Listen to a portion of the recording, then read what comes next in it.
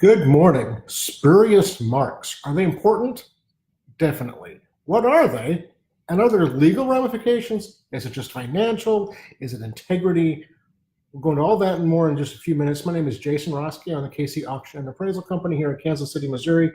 And thank you all for watching. This week we're going to be talking about, I'm just going to share this on my page real quick personally. We're going to hit the share button. Share now instantly. It should be on my page now. So we're going to talk about, here we go. All right, we're going to talk about spurious marks. What are they? Are there legal issues to be concerned about? Are there just financial issues to be concerned about? An integrity concern? So on and so forth. Hi, Mercedes. Thanks for watching. Appreciate you tuning in every week. Like your new profile there as well. But so when we're talking about fake marks basically today, what does that mean? Spurious basically means that something is not what it purports to be. It meaning you've marked something sterling and it's silver plate, or marketed, trying to sell it as a piece of sterling when it's silver plate, a piece of sevs when it's actually a piece made in China. It could be anything like that in any realm. And so doing a little bit of research, there actually are many laws on the books regards to this. I found several in the UK I'm going to reference. And this is not a new concern. This is not a new issue or topic. The Merchandise Marks Act of 1887 addressed this issue, and that was on the books until 1953 when it was altered and changed a little bit. And then in 1968, there was the Trade Descriptions Act, which was an act of parliament in the UK. And then it again was modified in 2008. And of course, there's always changes and amendments and things along those lines. And so this is not a new subject. This is not a new topic. This is something that governments and consumers and regulators and tradesmen and women have been struggling with and working through for a long time. And it's an appropriate topic for an antique, somebody who sells antiques like myself, because spurious marks have been around forever. We've talked before about the import-export laws, how they changed, and some of the reasons why that was. In talking back to the United States now, in 1881, the McKinley Tariff Act said that the country that the item was imported in the United States had to be stamped on it. And so if you were shipping items here from Germany, it said Germany. What we found, what happened is it's always been cheaper to have things made in the Middle East. And so enterprising young business people were having things made in China, shipped from China to Germany, and shipped from Germany to the United States with it being marked Germany on the bottom. And so people thought they were buying German goods and wares like myosin, etc., when they're actually buying Chinese pieces. Then in 1921, the laws changed again to having the country of origin or manufacturer, the country of manufacture stamped on it. And so it had to say made in China or made in Germany. And so that kind of is in the United States version of all of this. It kind of, there's more to those laws and more laws in regards to this. But so there's a lot of different things that play a role in markings on pieces and what they mean and what they don't mean. And so I actually have some examples. We're working on we have 2 auctions online right now. Both of them are really exciting in different ways. But one of them has a nice collection of antique porcelains and ceramics that we're selling. And it's myosin and sevs and KPM and Herond and Minton and some really great pieces. But in and amongst these pieces are pieces of lesser quality and some of them have better marks on them than they should have, and or marks that look like something, but they don't necessarily say anything. So let's start there. There are several antique porcelain groups or figures in this collection. And so let me grab these both here. Excuse me. We have, kind of similar. I mean, they're the same style, obviously. Sitting on a shelf, they look very similar. And so when you look at these things, they look, sitting on a shelf in a house, they should both be similar, right? They're collected by the same people and stuff. So let's start with this one. All right. So this is a really cute little figure. This shows a little archer. I'm still getting used. I still can't figure out the camera angle here. Looks like a little archer sitting on a keg or a casket. Ooh, look at all the lights go up. If you're watching this, have questions like Mercedes, and I'll get to your Occupy Japan questions in a second here. It's Mercedes. If you have questions, thoughts, or comments, please post them. Hit the like button, the share button. If you have friends or family that you think would be interested in this conversation, that would be fantastic. We'd love to have that interaction in the videos. But so the mark on this, and this is an older piece, all right? So this probably dates to circa 1900 or so. I mean, it's an old piece of porcelain. It definitely has age. It's definitely an old thing. It's part of an old collection. But that mark there is supposed to look like the Myosin crossed swords mark. And I'm trying to show it so you can see it with the light. There we go. All right, so that's pretty good. So you can see it looks almost like a hashtag, right? Looks like an H with the crossbar is crazy. So it's supposed to look like the crossed swords mark on a Myosin piece. Looking at this quickly in a dark house, if you're at an estate sale, you would see your mind would fill in the blanks of what you want it to be sometimes. So you gotta be really careful when you're looking through, especially if you're buying, what you're looking at. So this is not a Myosin mark. This is not the crossed swords. This is similar, but it's different. So somebody here, and my guess is that this piece is one that we were just talking about, a piece made in Japan, look in the German style, sent to America at that time. So let's go to the other piece. It's a little larger, obviously, so that's usually better. And this one has a legitimate crossed swords mark on it. That's under glaze, so you see this clear, shiny, reflective surface. That's the glaze from when they fired the piece in the kiln. And these blue crossed swords, looks like swords because it looks like blades with the lines across look like handles. Looks like the pommel on the sword. So that's an underglazed crossed swords mark, and it is correct. So this is 1880s, 1890s. But the other thing to notice, so this one has a very similar mark. We just showed that. You can see that when you look at them side by side, you can see they're absolutely different. But the other thing that you want to notice is usually when there is a fake mark or a spurious mark, the quality is less, right? Because if you're putting on a fake mark, you're trying to replicate a more expensive line with a lesser quality, with a cheaper made material, so that you can sell it to somebody who doesn't really know, but they think they're buying a $100 thing for $50 or a $10 thing for $5, whatever the break point was at the time. But if you look closely at these, if you look at these guys, and my camera may not focus on it, you see the flowers that he is holding. You can see that there's a lot of fineness to that porcelain, right? You can see they get really small. Each leaf is individually crafted and formed. You can see there, in fact, you can see really well right in front of my finger how just the little bit of porcelain curls up like that, right? So that's a high quality, super hard to make, expensive to make, because that's a handcrafted piece. Whereas this one, if you look at the flowers on the keg, they are much larger, comparatively speaking, to this example.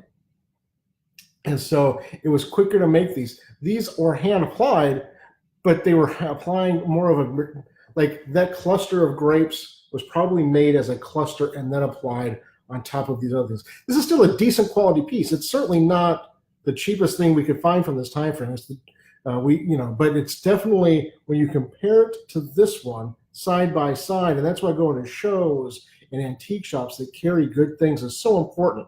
That's why being out there and experiencing things in museums or wherever is so important, because you can see, when you look at these things in person, you can see the quality of this one is so much better than this one.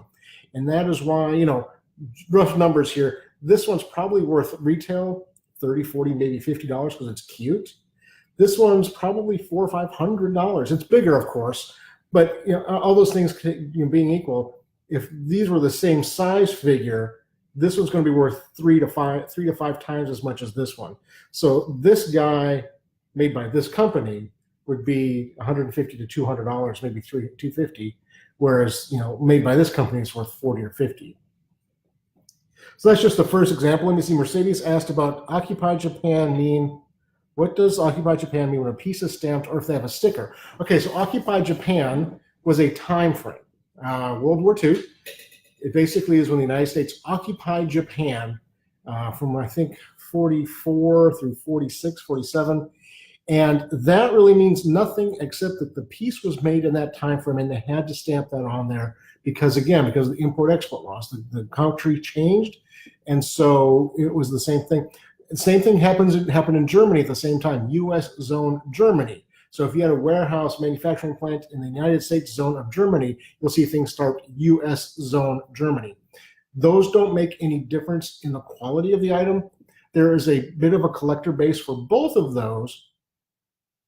But what you find when you really look at the markets for them is that the pieces that are better quality made at those time frames have more value. The fact that it says Occupy Japan, let's say a generic cup and saucer, there's a lot of Occupy Japan cups and saucers. Say a generic cup and saucer is $10 made in Japan. It's going to be like $13 to $15 Occupy Japan. So it's 20 to 30%, maybe 50% markup if it's Occupy Japan, and it's not that easy to sell right now. Before the internet, Occupy Japan and U.S. zone Germany had a lot more value because the perception was that they were much more rare. And what we found and what people have found is that they didn't produce any less. It's just a shorter time frame. So you'll always be able to document when it was made if it was done correctly. Let's go to something else here. Oh, there's a great collection of cups and saucers in this auction. And we'll show you a couple of them here. And this is, I'm just going to show you the cups. So this is a really nice little portrait or a landscape genres piece. Has the called a beehive mark is what most people call that. And this is another cup from the same collection. And this has a KPM mark on the bottom. Now, these are very different. You wouldn't ever mistake these for each other, except that they're from the same collection.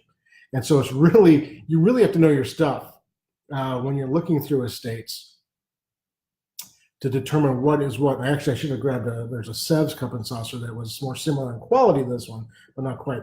So let's start here with the beehive mark. It's actually, originally it was a shield mark. It's supposed to be like that, so it's called a shield mark. And then the industry just for some reason called it a beehive because I think probably, well, because of the beehive hairdo back in the 50s and 60s. And so it was a popular term. That's when collecting of this genre really became hugely popular, and so the beehive was a popular term in the lexicon of time, and so it was just applied to this because it looked like a beehive that the women were wearing, and so you just marketing 101, make your customers feel like they're part of the process and things like that. So the beehive mark is one of the most commonly faked marks and most commonly used marks. And here's another piece. Here's a big plate from the same collection. Really a pretty piece, Art Nouveau styling, great luster glaze, a lot of gilding to it, and again, a nice big portrait. And this also has what we call the beehive mark, right? See that, the horseshoe shape with the lines, beehive mark or shield mark. If you compare these two marks, this one looks a lot darker, kind of makes, you think, well, it's darker mark, it's more impressive, right?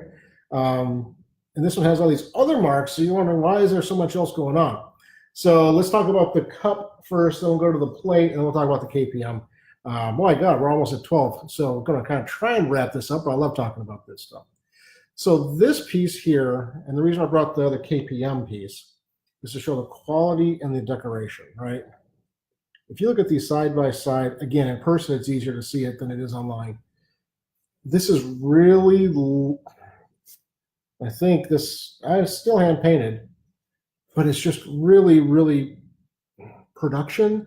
They had a team of people painting these, and so they would just continue to pop these out, and their job was to create quantity over quality.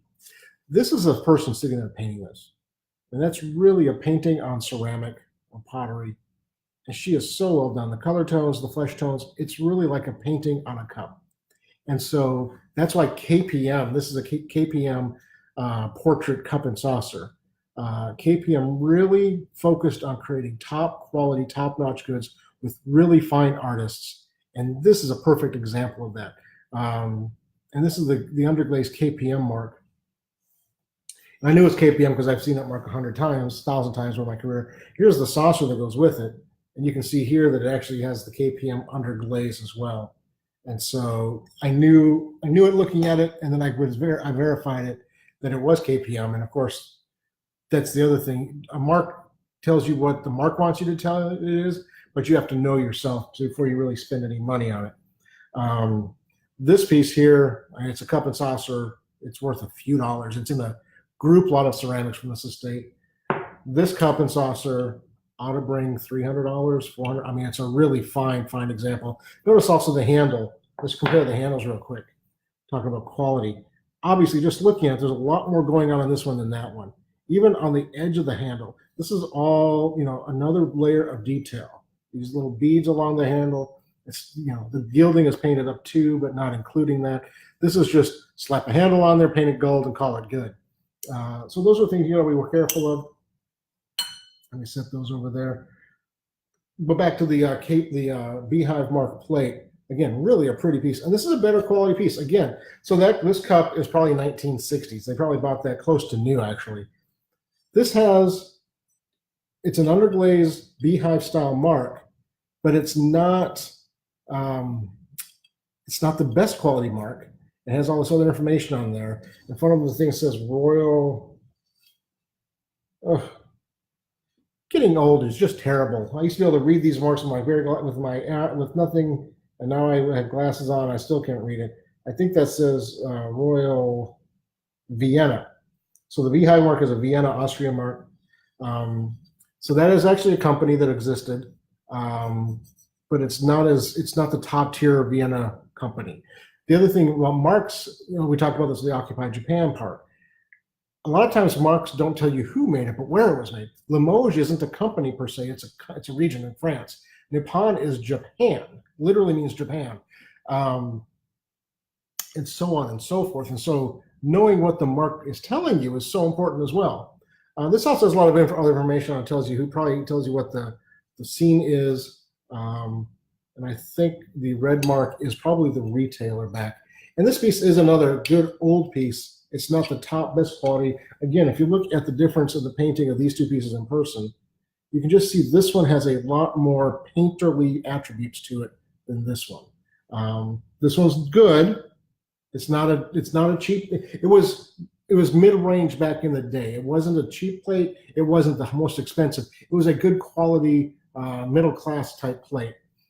I'm going to show you one more thing. Again, if you have questions or comments, hi Steve, hi Levi, Mercedes watching. Appreciate you guys all tuning in. We'll conclude this with Herend. Herend is a company who makes porcelain in Hungary. And I don't have any marks to show you, but I don't need them here. We're going to talk more about the quality and what those marks will tell you. So we have, this is a lid. This is a lid for a box. And this is a small leaf tray, both in the Herend's Rothschild bird pattern. I know that this is definitely Herend Rothschild bird because it's marked as part of the rest of the set. This was also in the house, probably received as a gift. No marks, a couple of impressed numbers on the bottom.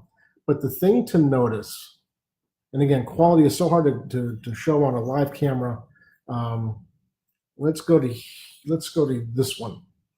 All right, so on this robin here, it's hand painted. Somebody actually sat there with a brush. On the feather here, that bit of orange running through the bird, it's a really crude brush stroke. And they started just at the neck, at the black of the bird, and then they said, paint it to here. And you can see that it extends beyond the body of the bird. And a bird sitting at rest, that doesn't necessarily happen. On the Herend Rothschild, same thing, hand painted. There's a transfer print and then the hand paint over, right? So you can see that the painting is much more, it's in the lines, which is a really weird thing to say about antiques and stuff, but they basically painted within the lines. And again, more attention to detail. The people who are painting these got paid by the piece. This person probably got paid a few pennies for decoration. This one maybe got 10 or 15 cents per, or 20, whatever it was. They got paid more because they had higher expectations than this. Same thing going on today with sweatshops and or have always been manufacturing jobs. You can create things quickly and fast that don't have the quality of something that takes a little bit more time. And so that's kind of it. Let's see, Mercedes. I have a Princess Diana made out of porcelain, still in the box. Princess Charles and Village, Fergie.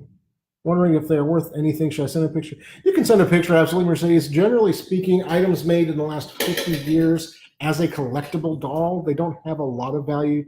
They'll have some. And they generally go up and down in value based upon what's happening in the royal family. And as terrible as it sounds, when Prince Charles dies, his doll will be worth more for about a month because it'll be in the news every day. When Princess Diana died, in that tragic car accident, her pieces, her items had a spike in popularity and the value for a while. Then they came back down. Now things have kind of come back up. I mean, she is becoming such an icon. Her sons have done such a wonderful job, presenting themselves, growing up and watching them both get married and expand the family.